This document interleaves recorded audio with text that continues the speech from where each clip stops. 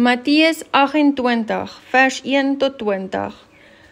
En laat na die Sabbat, toe dit begin lig word, teen die eerste dag van die week, kom Maria Magdalena en die ander Maria om na die graf te gaan kyk. En daar kom 'n groot aardbewing, want 'n engel van die Here het uit die hemel neergedaal en gekom en die steen van die opening wegrol en daarop gaan sit. En sy gedaante was soos weerlig en sy kleding wit soos sneeu.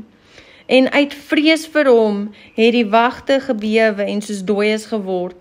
Maar die engel antwoord en sê vir die vroue, moenie vrees nie, want ek weet julle soek Jesus wat gekruisig is. Hy is nie hier nie, want hy het opgestaan soos hy gesê het. Kom kyk na die plek waar die Here gelê het, en gaan haastig, sê vir sy disippels, hy het opgestaan uit die dode, en gaan voor julle uit na Galilea. Daar sal julle hom sien. Kyk, ek het julle dit gesê, en hulle het haastig weggegaan van die graf met vrees en groot blydskap en hardloop om dit aan sy disippels te vertel. En terwyl hulle op die weg was om dit aan sy disippels te vertel, kom Jesus hulle met een steen sê, wees gegroet. Toe kom hulle nader en gryp sy voete en aanbid hom. En Jesus sê vir hulle, moenie vrees nie. Gaan heen en vertel my broeders dat hulle na Galilea moet gaan en daar sal hulle my sien. En terwyl hulle op weg was, kom daar sommige van die wat wag in die stad en vertel die owerpriesters alles wat gebeur het. En nadat hulle saam met die ouderlinge vergader en 'n raad gehou het, het hulle die soldate baie geld gegee en gesê, julle moet sê, sy disippels het in die nag gekom en hom gesteel terwyl ons aan die slaap was.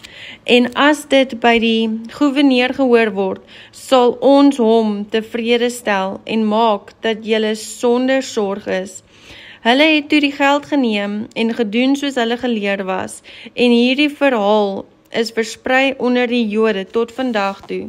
En die 11 disippels het na Galilea gegaan, na die berg waar Jesus hulle bestel het. En toe hulle hom sien, het hulle hom aanbid, maar sommige het getwyfel. En Jesus het nader gekom en met hulle gespreek en gesê, aan my is gegee alle mag in die hemel en op aarde. Gaan dan heen, maak disippels van al die nasies en doop hulle in die naam van die Vader en die Seun en die Heilige Gees en leer hulle om alles te onderhou wat ek julle bevel het. En kyk, ek is met julle al die dae tot aan die volëinding van die wêreld. Amen.